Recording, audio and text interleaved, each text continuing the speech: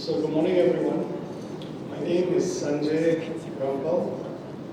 I am a Professor of Epidemiology and Public Health. I am also the Deputy Dean of Research at Faculty of Medicine, University Malaya. So when Rick came a couple of months ago and we were discussing about this workshop, we had discussed about having a session where we would talk about incorporating implementation science concepts into our graduate training. And we have started a discussion on thinking of how to further the process. So today's presentation, you notice I changed the title slightly. We'll discuss a few things. But the idea is to discuss on how we can become a regional training hub for implementation science and research. So as we look, so this is basically the roadmap towards improving implementation, the why, who, and how of training, a bit about competencies of implementation science, and then on leveraging on partnerships to synergize the training. So first of all, I would like to start with a Slido. So if you can either scan that or you can enter the code there, right?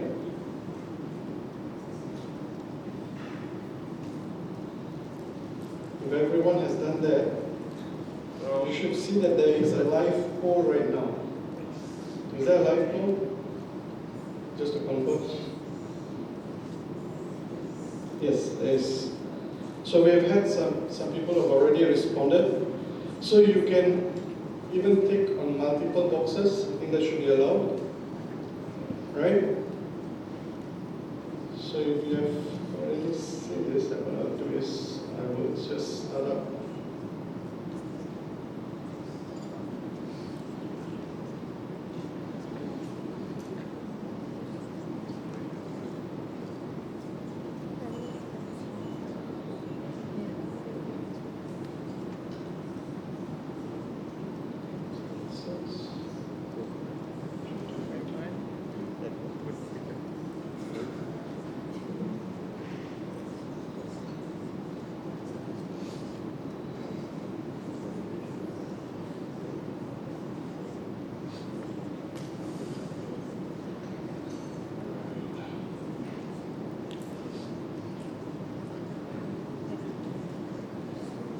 So as you submit your response, and we have had about 104, 105 responses as it builds on, we can see a distribution of people who are attending today's session.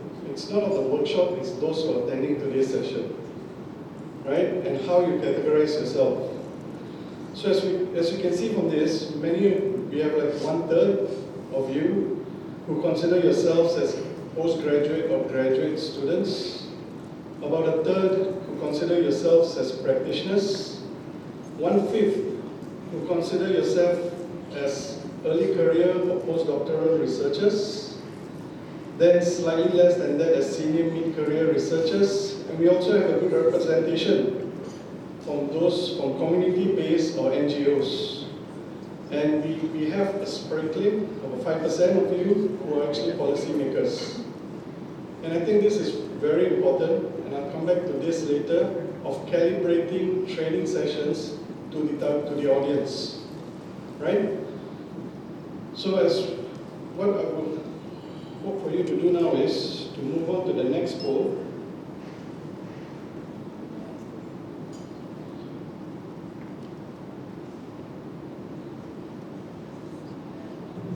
So the next poll asks you, why is implementation training needed?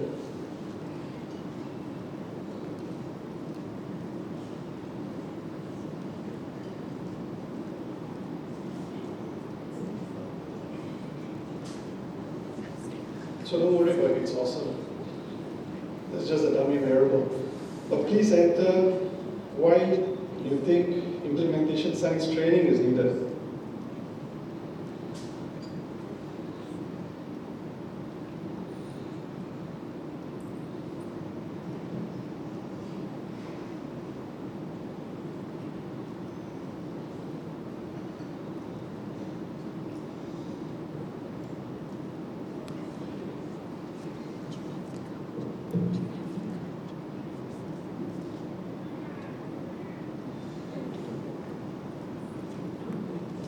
So as you can see in the middle, many of you are putting sustainability to improve the gap, which actually re-emphasizes what has been said over the past 2 days, right? Then something about policy, efficiency, sustainability again, a systematic approach for improvement in care, to improve knowledge, I guess, to improve the implementation of policy, or maybe to revise policy. And there is also to improve service, turning evidence into action, evidence into practice. Let's see whether we have any more joining. Yep. We do. To get the maximum impact, to get the biggest bang for your buck, so to say, for effective policies, real-world evidence, wajib it means it's compulsory, right? Making it compulsory. To improve care, I guess. And I guess someone who thinks it's trending, so it's key buzzword at the moment. All right. So we will move on to the next goal.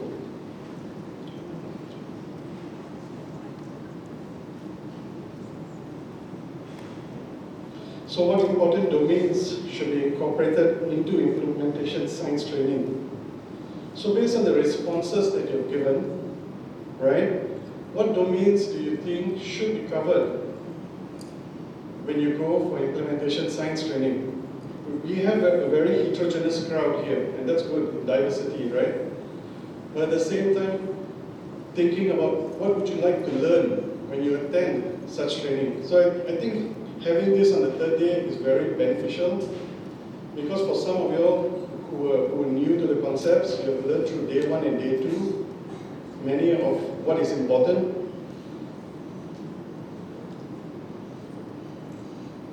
So I will just write something, because being a methods guy, I'll just write methods, but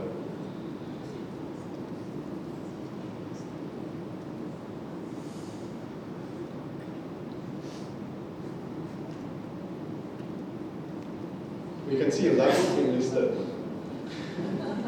That's an important domain to be covered. So evidence-based practice, frameworks, appropriate design and statistics, research frameworks and examples, strategies, study designs, political approach. Interesting.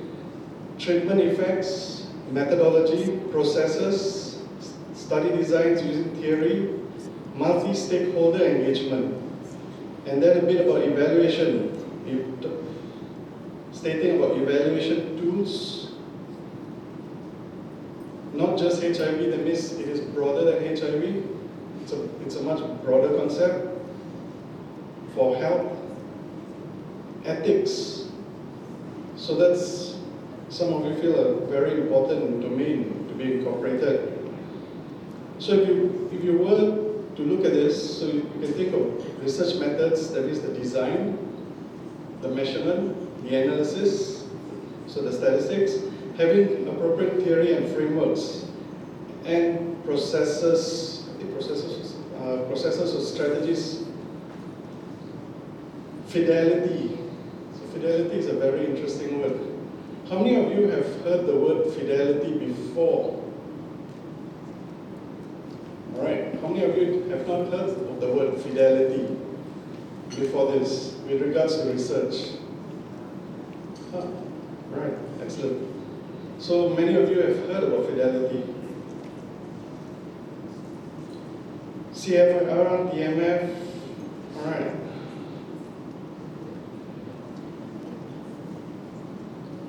So we have various domains that we listed. All right. So thank you for that. So now let me move on.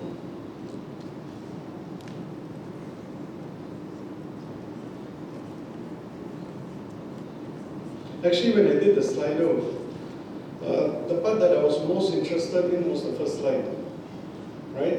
Of who you are, right? Because that is very, very important.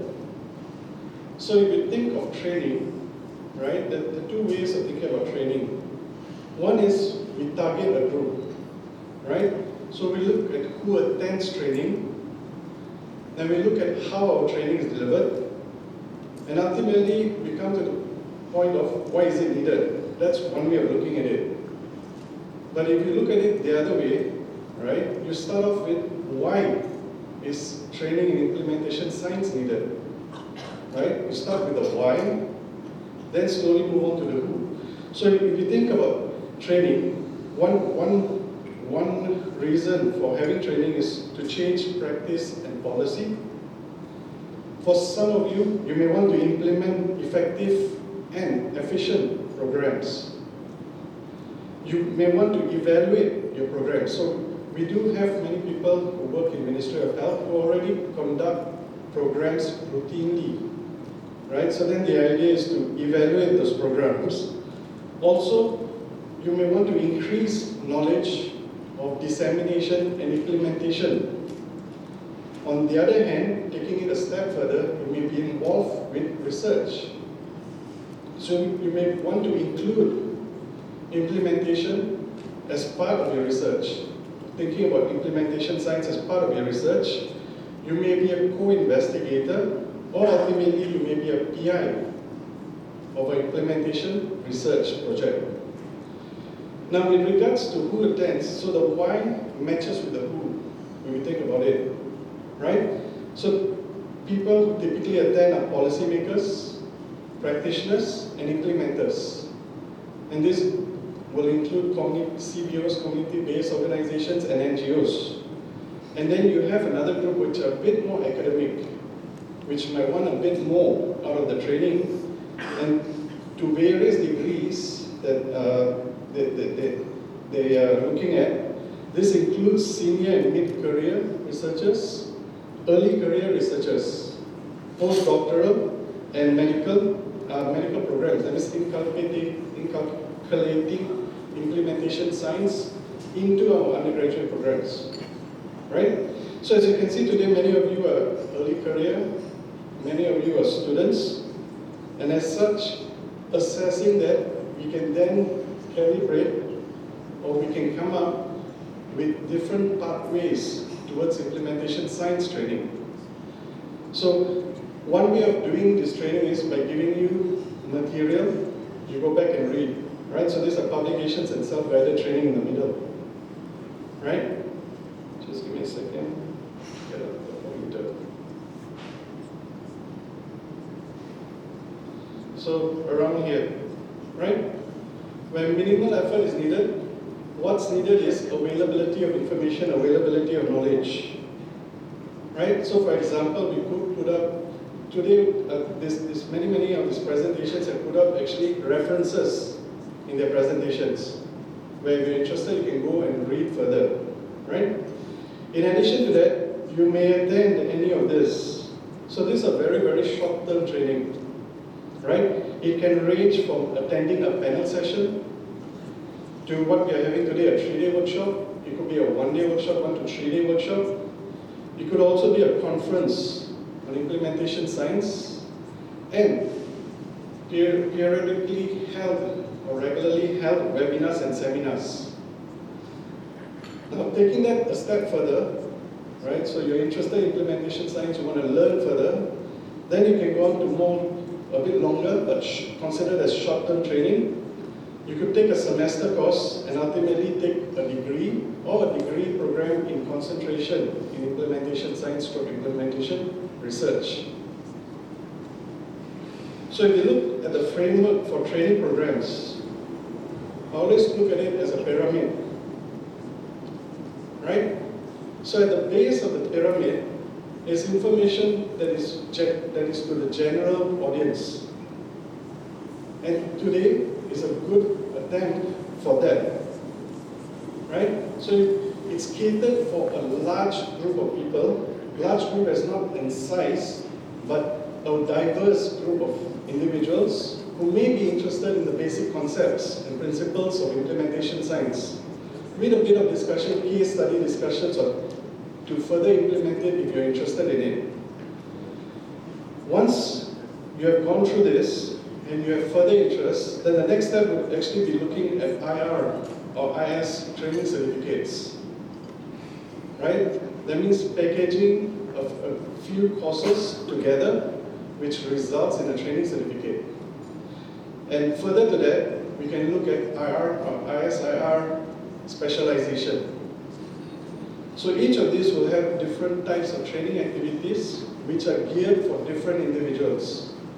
And one important point about training is, I think I will state this later, the training that we have for practitioners are typically are different than the training we have for academics, stroke researchers, stroke students. Right? So that's where, again, audience matter. To quote someone, your customers is what you should be focusing on. Right? So now talking about competency frameworks. So I face this when we discuss about what to teach. Right? So what do you teach for any of these training programs? So one way of thinking about it is, what would you like your target participant or your target customer to actually know with regards to knowledge, skills, abilities, and behavior, right? For them to perform specific tasks. And this would differ if you think about it, right? When we talk about competencies, the level of competencies will differ, and the diversity of competencies will differ based on which of those target groups you have come from. So if you're a policy maker and you're just interested in knowing the basics, right?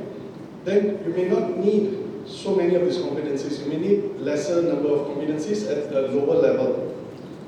Whereas someone who wants to do, let's say, in-depth research may have to have higher levels of competencies and more of these competencies. One thing interesting I found not in the literature actually, but in terminologies, right? If you notice, this workshop has been using the term implementation science very consistently, right? But I also have dealt with groups who use the term implementation research, and they're very rigid with the definitions. I'm not for rigid definitions, by the way, but I'm just stating that there's various definitions and interpretations of what implementation is. So looking around, there's one term which is implementation practice, which then focuses on the application of evidence to tailor frameworks, strategies, and approaches to different contexts. So the competencies there are a bit different. The competencies emphasize empathy, lifelong learning, patience, valuing evidence, and transdisciplinary teamwork, right? There's also competencies that involves assessing readiness, understanding the system and context, assessing the contextual fit, and understanding power structures. Because you're on the ground and you're implementing programs, these competencies then become very, very important. Compared to if you were to perform implementation research. So because you're performing research, competencies such as research methods and analysis will be required at a higher level, right? So in addition to that, you also emphasize competencies around modifying context, strengthening health systems, addressing ethical concerns, engaging stakeholders, communication, and also a very important point is both these concepts, right? Whether we call implementation practice or implementation research do not live in silo, right? They greatly overlap one another, but depending on how you want to use, you may prefer one over another. So when looking out for competencies, right, for implementation science, so there's one paper by Marie-Therese Schultz, right, which stated these domains. There's a number of papers out there. There's also another paper, the previous image that on who, how, and why, that was from the Chambers paper. But this is from Schultz paper. So they have identified these following domains. So these domains are just a suggestion, I would say, at the moment, because no definitive framework has been established yet, so we're still in the midst. So the first domain is implementation science. The second domain deals with settings. Third is program evaluation. Fourth is management. Fifth is research methods, research methodology, followed by academic, collaboration, communication, and educational. Just to give a bit more words to briefly explain these domains. So with implementation science, knowledge and skills, it's about knowledge of implementation theory and frameworks, a bit of which you have already received in day 1 and day 2. Ability to stay up to date with implementation research, specialized implementation knowledge and skills, systems knowledge, and then the ability to apply that scientific knowledge. With regards to settings, it's specific setting and context expertise, ability to identify setting characteristics, knowledge and understanding of policy. So this, when we look at this and we look at program evaluation, this also goes very nice in line with the plan, do, and evaluate, right? So with regards to program evaluation, it's important to know about general program evaluation, and also important to know about summative and formative evaluation processes. Learning about management is also important, whether be it project management, self-management, or program development, right? Communication is also a very important competency, and basically the general communication, also with regards to ability to listen, ability to build shared understanding on agendas, and visualization skills. With research methods, this is just a summary, synthesis of literature, design, measure, and analyze. Also important to know about the different research designs if you're planning to do research. That means the quantitative approach, the qualitative approach, the mixed methods approach. With regards to academic, so if you're not just an implementer, you're more into a researcher, then you would need writing skills, publishing skills, and funding skills. And this is where if you look at a program, look at the MISS program, right? You would find that there have been sessions which have covered many of these topics, right? Now when looking at, because you're going down on the ground, and because you're dealing with many different parties at many different levels, it's very important to know about collaboration. It's very important to collaborate. And with that, touching on general interpersonal skills, the ability to collaborate, network, and build relationships. Because this is not a top-down process. You're going down to the community, you're building relationships at the community level, or through the community level. Ability to work interdisciplinary and interculturally, pointing towards cultural humility or cultural competence. Stakeholder management, how do you manage your stakeholders? And a bit on leadership, teamwork, and ability to motivate and inspire. And one important part of this is also, because you will be planning to educate, you should be clear with the type of education that you would like to employ, right? Be it self-directed, you should be adaptable, and basically with a growth mindset. Now, so that bit was on the competencies, right? So this are just some basic competencies that we will hope to further discuss and fine-tune in order to later use this to map our training activities. So when we do training does not live in isolation, right? Training has a purpose. So it starts with the why. And based on the why, you will then list down competencies needed for those different purposes. And based on why you're interested in implementation science, then there will be training activities mapped to your needs or to the needs of the participants.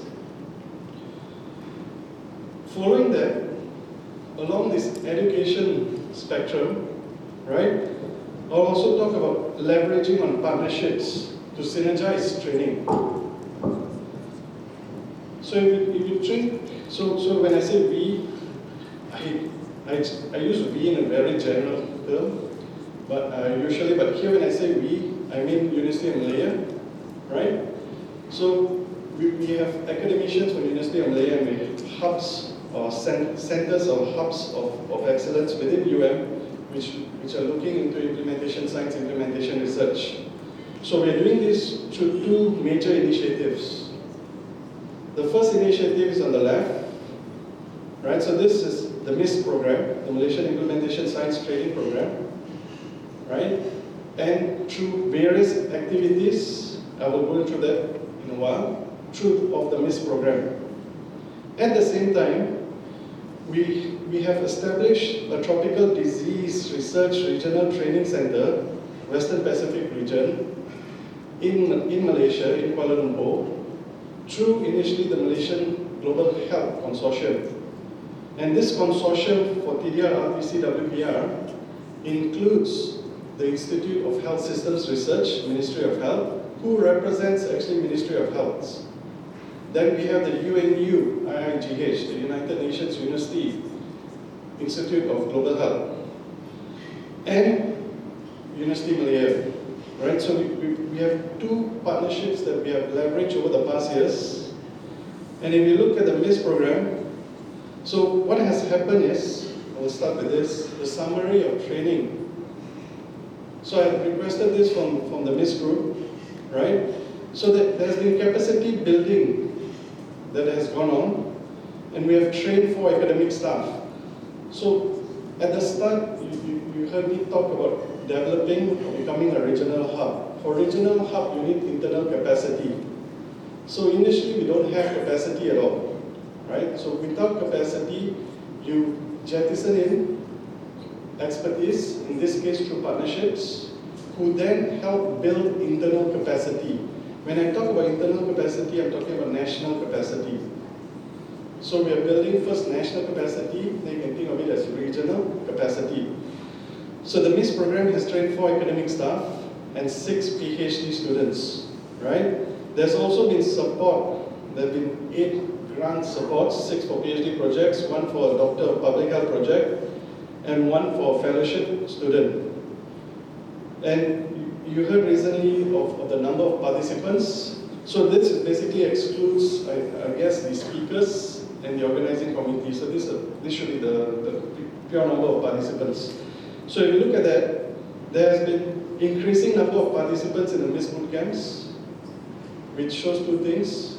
The number one, the organizers are doing something right? You're getting increasing numbers of participants. Number 2, there is a need for training, right? So overall, there have been 650 participants who have been trained in the MIST boot camps. Right? So this MIST boot camp is actually a very short period of training, but if we talk about the implementation science training program, that's a bit longer, a lot longer. Now, when I was talking about how are we integrating what we have learned from this MIST program into our postgraduate public health training program, right? So, over the years, what has happened is, and this is not in isolation, so when I say we leverage partnerships, I will show you later on that this is in line with what TDR, RTC, WPR has been doing. So, UM has been leveraging on both partnerships. Number 1, MIST has been very, very useful for building internal capacity. Right? Number 1. Number 2 is disseminating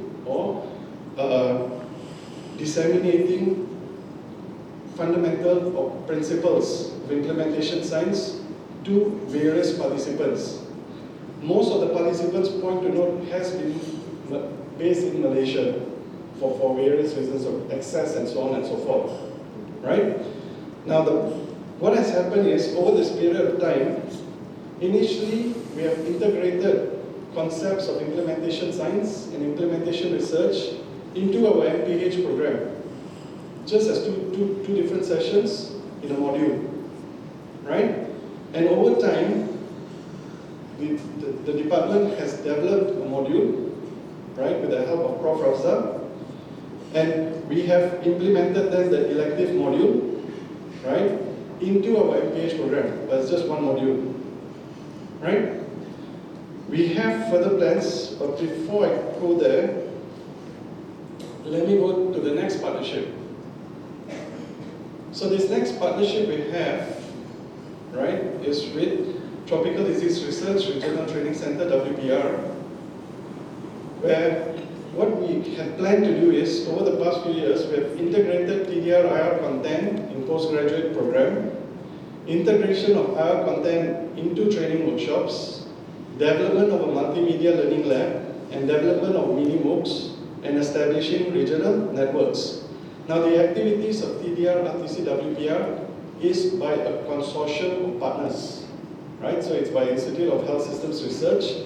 They have been very valuable partners who have organized many training sessions and training activities aimed at the policyholders and those from MOH. While at the same time, we have our partner from UNU IIGH who have helped develop a mini MOOC and who actively participates in the delivery of the MOOC and our various other activities with workshops and training and so on and so forth. Moving forward, so as part of 21-24 was also to establish regional networks, and moving forward next year, we hope that under the TDR RTC banner, we will start establishing a regional training hub. So when I say training hub basically it's based on a hub and spoke, right? Okay. So it's based on a hub and spoke approach. This is just a summary of training under the TDR RTC. So in 2022, we have trained 357 participants, and 2023 is 742. So this does not include the MIS Bootcamp. So MIS Bootcamp, I showed you previously. So if you take it together, both programs, the MIS program and the TDR RTC program, has actually trained more than 1,000 participants. We're talking about 1,003, maybe 1,004 participants, right? There's been slight differences in approaches. The MIS program has basically had this MIS Bootcamp, which is the participant has been, a majority of the participants have been local, whereas for the MOOC program, because it's a MOOC, right, majority of the participants have been from the region. And when I say region, I loosely use the word region because we were supposed to be for Western Pacific region, but we also accepted participants who were in the South Asia region, and even some participants from Middle East and from Africa, based on needs. They wrote in and we said, okay. But those MOOCs are held under the TDR RTC programs. Now, so these are the various training activities that we have held. One thing that I have not mentioned here, but we do mention it in detail, like not here but in our reports, is I've stated this IHSR, Institute of Health Systems Research. It is very, very, yes, yeah. So we have Dr. Zalila, right? And we also have Dr. Zalila is from IHSR. I would like to acknowledge her for a lot of her input. And also Dr. Claudia, if she's around. She also, she also has been representing IIGH in our endeavors. So I think leveraging on partners are very important, right? And also engaging with healthcare providers or health service delivery. So because UM is an academic institution, true, we do have hospitals under education, but those hospitals are very few compared with the amount of health services being delivered by Ministry of Health. So it's very, very important to make, if you want to make a difference in any country, to liaise and to integrate your training as much as possible, right, with the MOH or the health service delivery, people who are delivering health services in those countries.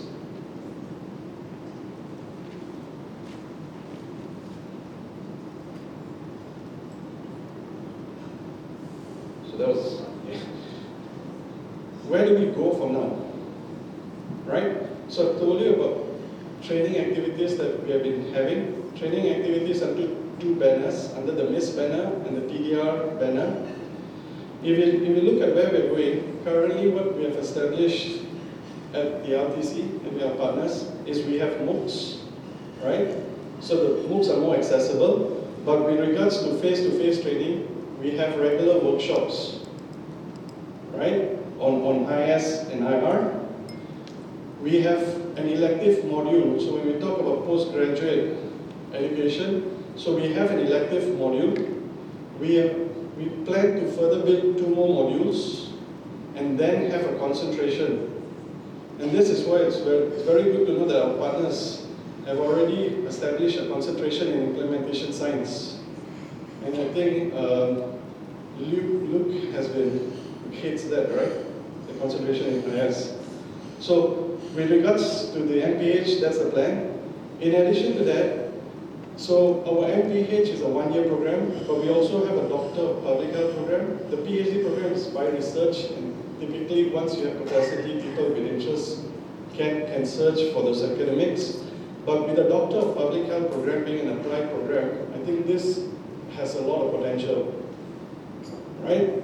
So the idea then is for more of our Doctor of Public Health candidates to consider IS as a solution for their problems. And with this, we need to further build internal capacity.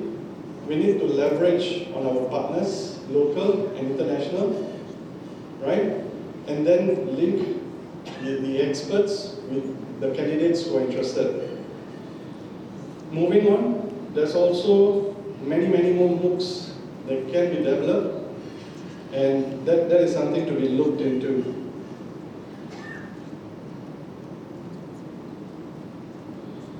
So the idea here then is to further build South-North and South-South partnerships. So the idea of having a regional hub is to continue our partnership with the North, to further build on it, and at the same time develop and further build our South-South partnerships, becoming a leader or a regional leader for the Global South to further synergize training. So as we move forward as a team, this is what I hope that we as a group will be doing. We will be evolving our public health training for better population health. We will be addressing the evidence implementation gap through these partnerships, South-North and South-South partnerships. And ultimately, we should be looking at becoming a regional hub for implementation science and research. So with that, I thank you for your attention.